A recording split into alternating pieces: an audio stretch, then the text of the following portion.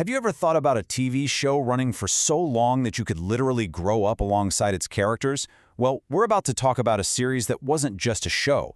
It was a 35-year epic that became a real part of daily life for millions of people. Okay, let's just start with this number, 35. 35 years. That's how long a single continuous story was broadcast into American homes, day in and day out. I mean, in today's world of binge watching and shows getting canceled way too soon, a run like that it's almost impossible to even wrap your head around. So how in the world did this television marathon even get started? Well, for that, we have to go all the way back to the very dawn of TV, to a show that didn't just air, it actually helped define what daytime television would be for decades to come. The show was called Search for Tomorrow, and over its incredible 35-year run, it aired a staggering 9,130 episodes. Just think about that number. When it finally went off the air, it actually held the record for the longest-running daytime drama in TV history. You know, have you ever wondered why they're called soap operas? It's not some clever metaphor. Nope, it's literal. Big companies like Procter & Gamble, the ones who made soap and other household stuff, they created and sponsored these shows to advertise directly to their main customers. In Search for Tomorrow, it was one of their biggest hits. The whole story was set in this fictional town called Henderson, a place that millions of viewers would come to know just as well as their own hometowns. It all kicked off on September 3, 1951, on CBS, and it was broadcast live in black and white. For decades, this show wasn't just on the air. It was a true institution. And that brings us to its golden age, a time when Search for Tomorrow didn't just compete, it pretty much completely dominated daytime TV. You know, the anchor for this entire 35-year journey was this one amazing character, Joanne, or just Jo to her millions of fans. She was played by the incredible Mary Stewart. And get this, she was the only cast member who stayed with the show from the very first episode all the way to the absolute last one. What a commitment. And if you want a really clear sign of the show's growing power, check this out. For its first 17 years, each episode was this tight, compact 15 minutes. But by 1968, its popularity was so huge that it expanded to a full 30 minutes. That move really cemented its status as a network powerhouse. And make no mistake, this show was an absolute ratings juggernaut. For a quarter of a century, 25 years, it dominated its 12:30 p.m. time slot, just beating out all the competition.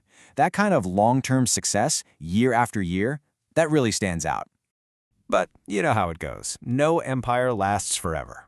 After all those decades of dominance, a single decision by the network would set off the show's slow and, honestly, pretty heartbreaking decline. And the downfall happened so fast, it's kind of shocking. In 1981, after 30 years in the exact same time slot, CBS decided to move the show. The producers, Procter & Gamble, were not happy. So a year later, they made a really bold move. They took the whole show to a rival network, NBC. But the damage was already done. The move to NBC, it was a disaster. The show was suddenly up against way tougher competition, and even worse, a lot of the local NBC stations just didn't air it. The loyal audience that had followed the show for decades was suddenly scattered, and the ratings completely collapsed. But even while it was in decline, the show was about to create one of the most legendary moments in television history. And it was a moment that was born from a total catastrophe. So, on August 4th, 1983, the absolute unthinkable happened. Both the master tape and the backup copy of that day's episode were just gone, lost. With airtime getting closer and closer and no other choice, the cast and crew did something they hadn't done in 16 years.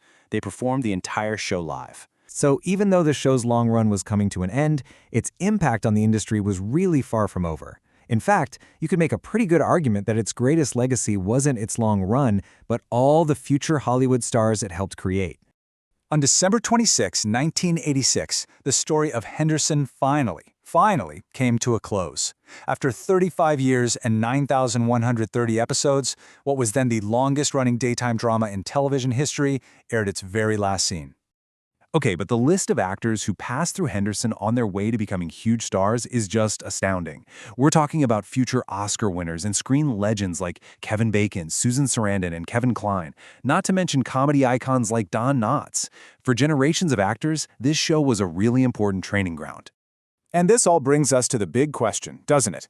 In our fragmented world today, with streaming and endless choices, could a single story ever really capture our collective attention for 3.5 decades? I don't know. It's definitely something to think about. If you found this dive into TV history as fascinating as I did, please give this explainer a like and subscribe for more. And hey, let us know in the comments, do you think a 35-year show could ever exist again? Thanks so much for watching.